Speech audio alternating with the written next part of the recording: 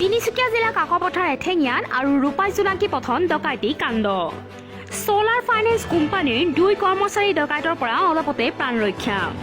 Pulsar বাইকত অহা 2 ডকাইতৰ দলে ৰিদীপ হাজৰিকা নামৰ কৰ্মচাৰীজন ঘৰলৈ গৈ থকা অৱস্থাত কাকপথাৰ এঠেঙিয়াত তিনিআলি ৰাষ্ট্ৰীয় ঘাইপথত ডকাইতৰ দলটোৱে বাইকত খুন্দা মাৰি চোকা অস্ত্ৰেৰে আঘাত কৰাৰ চেষ্টা চলোৱাত ৰিদীপ হাজৰিকাই নিজৰ প্ৰাণ ৰক্ষা কৰিবৰ বাবে লগতে থকা এটা বেগত 50,000 টকা, নথিপত্ৰ আৰু বাইকৰ চাবি ডকাইতৰ দলটোক দি প্ৰাণ ৰক্ষা কৰিবলৈ সক্ষম হয়।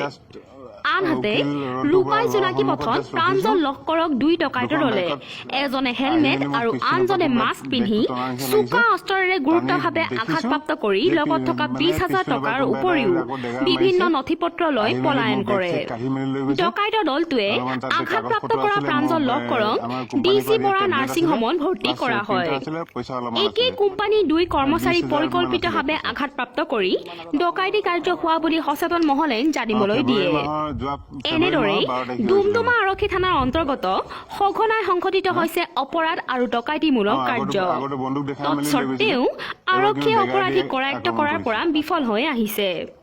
হৈ থকা ডকাইতি আৰু অপৰাধমূলক কাৰ্যক ডুমডুমা আৰক্ষী তথা জিলা আৰক্ষীয়ে কেতিয়া কৰায়ত্ব কৰিবলৈ সক্ষম হ'ব সেয়া লাখ টকীয়া প্ৰশ্ন।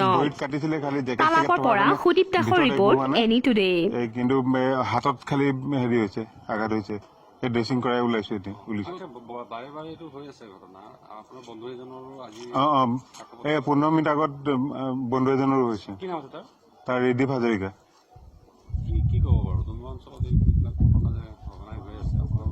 এইবোৰ এতিয়া মেইন কথা প্ৰথম কথা হৈছে পুলিচৰ মানে একো কাম নোহোৱা হৈছে ইয়াত। আমি ৰাইজে মিলি কিবা এটা কৰিব লাগিব, তেতিয়াহে কিবা এটা হ'ব, তাৰমানে নহ'লে নহ'ব ইয়াত।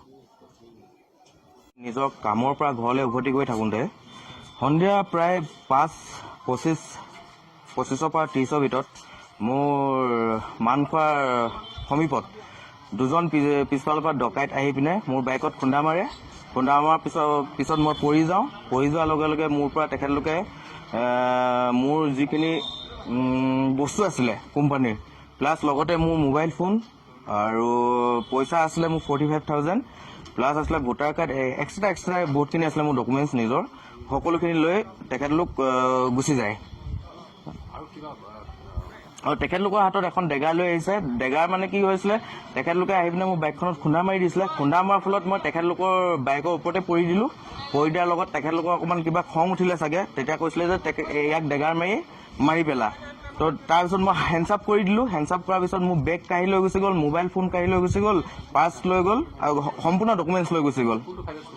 মই সোলাৰ ফাইনেন্স কৰোঁ, সদায় অহা যোৱা হয় এইটো ৰাস্তাত। আৰু 2জনীয়া দল আছিলে বাইকত।